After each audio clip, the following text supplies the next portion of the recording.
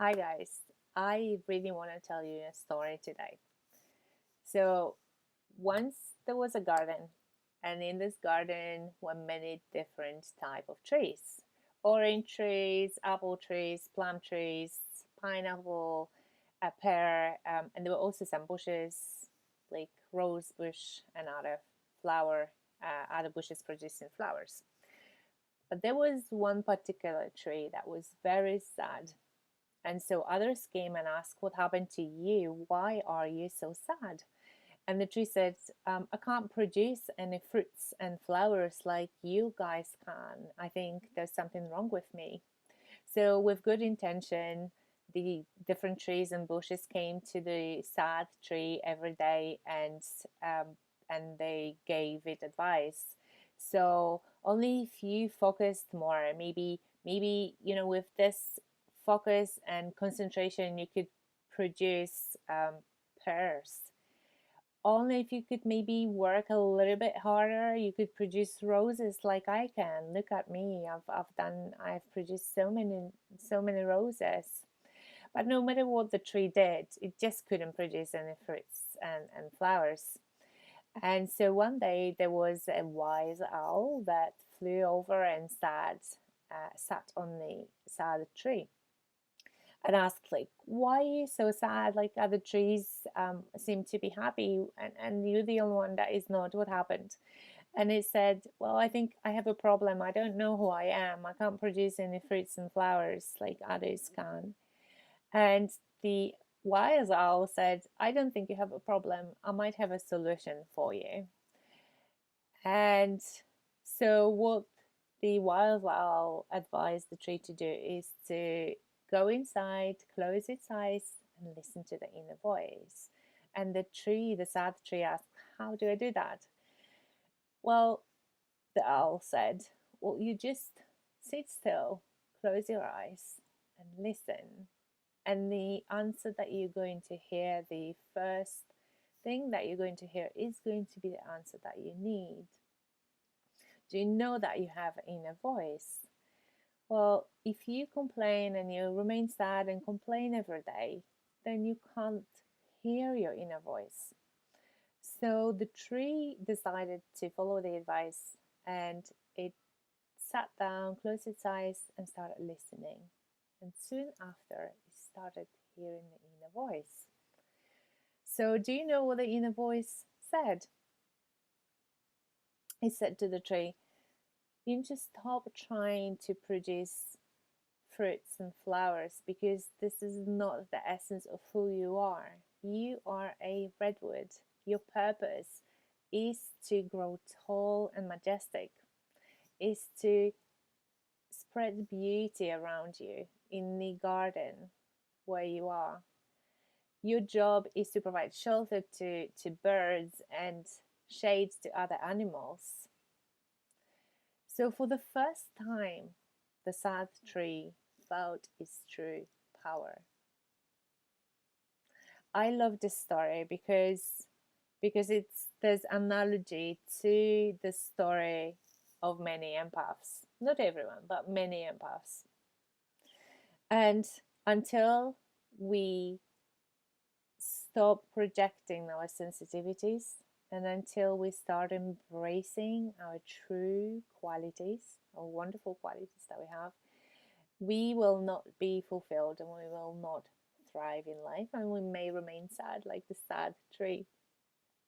So I think the key is to accept the differences. We are very different. There are, I mean, there is the various research pieces out there, but the research tends to say that there is only 15, maybe to 20% of people like us, or even less, because that's for highly sensitive people. Um, so there's even less of people who are typically empaths, and I feel like we have a purpose. We differ for a reason. So how do we differ? Like from my own experiences and from other empaths that I heard. Um, for instance, we will um, we will not function very well in very rigid and strict structures.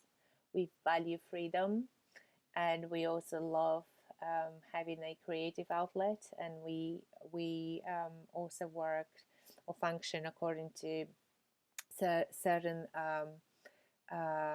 sort of patterns, I guess, in time where we will be most productive, perhaps in the middle of the night.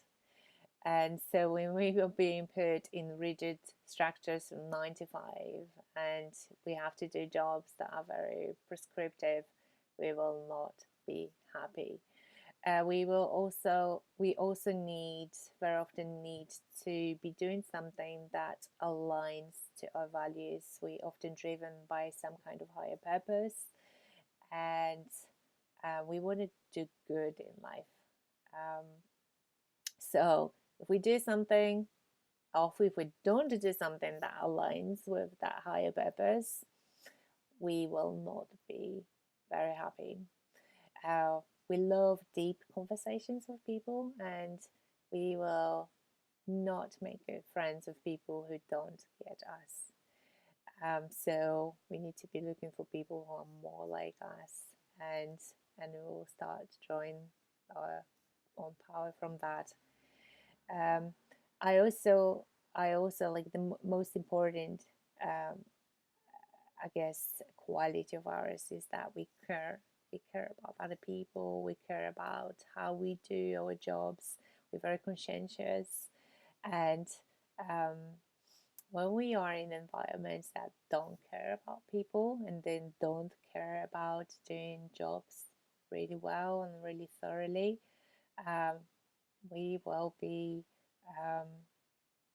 unhappy.